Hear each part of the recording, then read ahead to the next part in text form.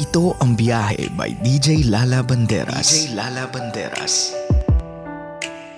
Nagbabalik DJ Lala para sa ating programang Biyahe. Unang rason, my love, kung bakit you need to stop yung ugaling siya naman ang nauna. Aside sa na-establish nating rason na napaka-immature ng linyang to, it proves your opponent right.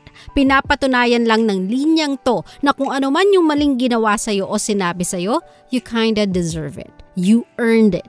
They were right. Kasi instead of choosing to rise above the water, you chose to take them down with you. That doesn't make you a fighter. It makes you like them. Wala ka ng pinagkaiba sa kinamumuhian mo o nilalabanan mo. Kung katulad nila, gawain mo din yung gawain na kinaayawan mo.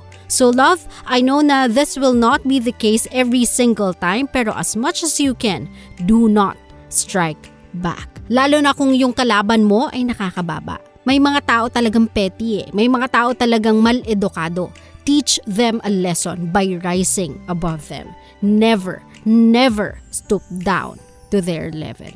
Klaro? Ito na ang ikalawang rason, my love, kung bakit hindi mo dapat i-drive ang biyaheng siya naman ang nauna. Love, you'll lose more by doing it than gain from it. Lalo na kung ang pinag-uusapan natin ay cheating. Instead of pagganti at paghanap din ng iba sa kadahilanang yun ang ginawa niya sa'yo, just walk away. No better than lash back or try na gumante. Why? Because you have already proven yourself right by exposing the truth. You don't have to prove it by doing something wrong.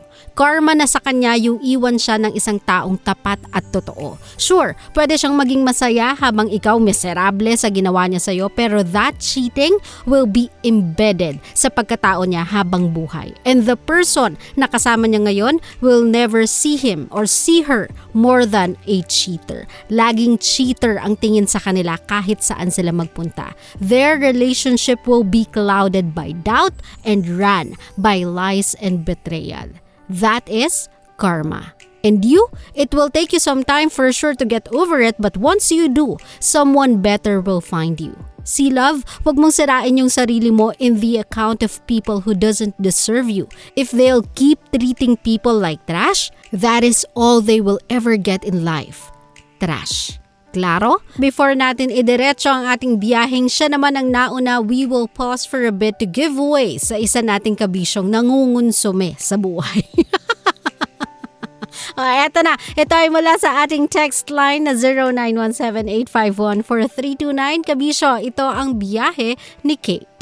Dear DJ Lala, may gusto po sana akong sabihin sa inyo about sa kinakasama ko. Nakulong po kasi siya this month. Ask ko lang po sa inyo kung ano po bang dapat kong gawin. Kasi every night na nag-iisa na lang po ako dito sa kwarto, naaalala ko po siya. Walang gabi na hindi ko siya naaalala at andun po yung iyak factor every time nagigising ako. Ano po bang dapat kong gawin? Tawagin niyo na lang po ako sa pangalang Kate.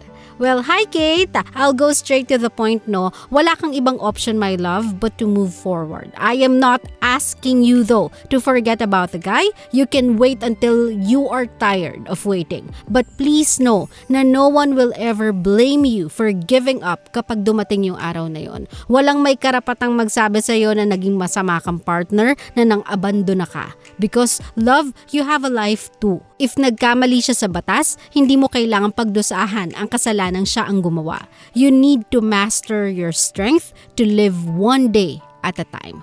Sure, makakaramdam ka ng lungkot, makakaramdam ka ng pain of missing someone na hindi mo alam kung magkakaroon pa ba ng tsansang makasama mong muli. But that shouldn't stop you from making a life for yourself. Kung mahal ka talaga ng boyfriend mo, I'm sure he will want the same thing for you.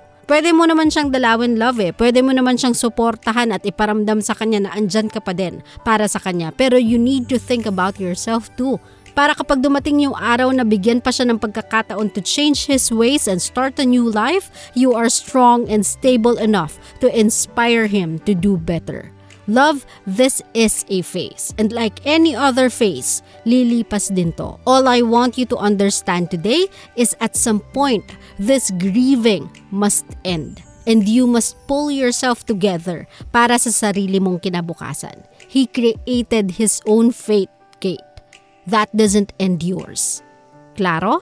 Sana nakatulong ako sa iyo, Kate. Sana nabigyan kita ng linaw para mag-gather mo yung strength mo, mapull mo yung sarili mo together para sa sarili mong kapakanan. And if ever na meron kayong pinagdadaanan at katulad ni Kate, gusto nyong humingi ng payo, all you have to do ay isend ang inyong problems over at my Facebook fan page or text me through 0917-851-4329 and be my biyahe sender of the night. Ito na po ang huling rason kung bakit dapat mong iwasan ang ugaling siya naman ang nauna. Because it will consume you, my love. Your time, your effort, your attention. Imagine yung sasayangin mong panahon at pagkakataon para lang gumanti sa taong nakasakit sa'yo. Will that person be a part of your future still? No. May mapapala ka ba aside from satisfaction kapag gumanti ka? Wala. Kung mapapatunayan mo sa iba na mas malakas ka kasi nakaganti ka, may reward ba? Again, wala. So what for? 'Di ba? The reason why tinawag natin tong linyang pambata is because the argument is invalid. Sabaw, walang laman, hindi pinag-isipan. Kaya love, if someone ever tried or successfully tried hurting you, let them rejoice sa panahong yon because that's the closest thing to winning in life they will ever experience. Pathetic, 'di ba? So wag na, it's not worth it. Okay? Nako, sa mga kabisyo natin, I think that's it for me sa ating 3-hour of biyahe. Ayan, sana marami po kayong napulot at sana marami kayong natutunan para hindi na kayo gumante kapag may mga taong nakasakit sa inyo. Again, hindi sila worth it. Okay? Then flip your hair. O siya, sige, tapusin na natin ang biyaheng to. Gagarahin na po ako. At syempre, if you want to listen to my show every single time at gusto nyo nang repeat kapag medyo some kind na nawawala na naman kayo sa tamang landas, all you have to do ay mag-subscribe sa YouTube channel ng Love Radio Manila. Uploaded ang ating biyahe doon every single night. And of course, you can also follow me on my socials, DJ Lala Banderas on Facebook, Twitter, Instagram, Laika, and TikTok. Meron nga pala tayong nakapin ngayon na video, baka pwede namang papuso dyan. Papuso at share na lang. Ganun, support din. Nakasama niyo po DJ Lala Banderas para sa ating programang Sakto, Klaro, Diretso ng 90.7 Love Radio. GV lang, walang hate, puro love lang. Good night everybody. I'll see you guys again tomorrow. Bye! Love you. Always your number one SM radio station. Love Radio. Love, kung natuwa ka sa aming video, i-click mo na yung subscribe button at yung notification bell para naman notified ka sa mga bago naming videos.